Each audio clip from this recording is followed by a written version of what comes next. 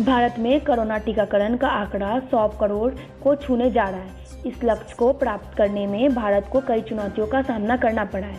Corona महामारी से हमारी लड़ाई वैक्सीन ही हमारा सबसे बड़ा हथियार है, लेकिन भारत ऐसे देश को कोरोना टीकाकरण कई चुनौतियां लेकर आया है। आइए जानने की कोशिश करते हैं कि आखिर इस लक्ष्य को प्राप्त करने में अब तक किन चुनौतियों का सामना भारत को करना पड़ा है।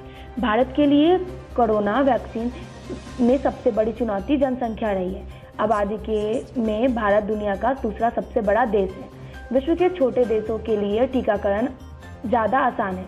2.5 करोड़ के कम आबादी वाले कई देशों में स्थिति भारत से बेहतर है।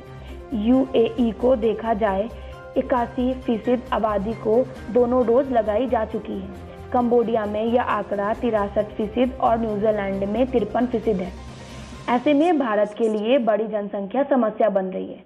ग्रामीण और दुर्गम इलाकों में वैक्सीन लेकर पहुंचना ही बहुत बड़ी चुनौती है।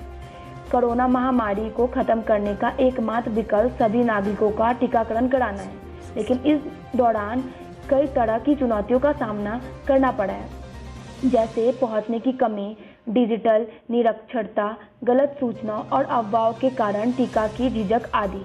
इस कारण ग्रामीण भारत में टीकाकरण का धीमा और असमान रोल हुआ है। इसको कम करने के लिए ग्रामीण इलाकों में सरकार की ओर से गिव इंडिया मिशन टीकाकरण सभी के लिए शुरू किया गया। यह मिशन कोरोना वैक्सीन से जुड़े मिथकों और गलत सूचनाओं के खिलाफ जागरूकता पैदा करने में मदद करेगा। वैक्सीन को लेकर नेताओं की ओर से भी गलत बयानों की वजह से शुरुआत में कोरोना टीकाकरण की रफ्तार धीमी कर दी गई थी। कोल्ड चेन प्रबंधन और वैक्सीन को ग्रामीण क्षेत्रों में दूर-दराज के हिस्सों में ले जाना एक मुख्य चुनौती बना हुआ है। इसके अलावा दिव्यांगों, बुजुर्गों और चलने फिरने में मुश्किल का सामना करने वालों लोगों को भी वैक्सीन लगवाने पर ध्यान देने की आवश्यकता है।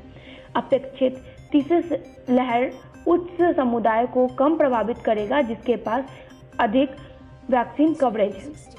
वैक्सीन की नियमित आपूर्ति करना और प्रतिदिन लोगों को वैक्सीन की उपलब्धता के बारे में सूचित करना इन चुनौतियों का समाधान है। ग्रामीण भारत का एक बड़ा हिस्सा है दैनिक मजदूरी पर निर्भर है और इसके लिए उनको स्वास्थ्य केंद्र तक जाना आसान नहीं होता। उन्होंने अपने दैनिक जीविकों को छोड़कर बार बार जाना पड़ता है और इस कारण वह वैक्सीन लेने से कतराते हैं। देश में 16 जनवरी को पहले चरण में स्वास्थ्य कर्मियों को टीका दिया जाने के साथ टीकाकरण अभियान की शुरुआत की गई थी।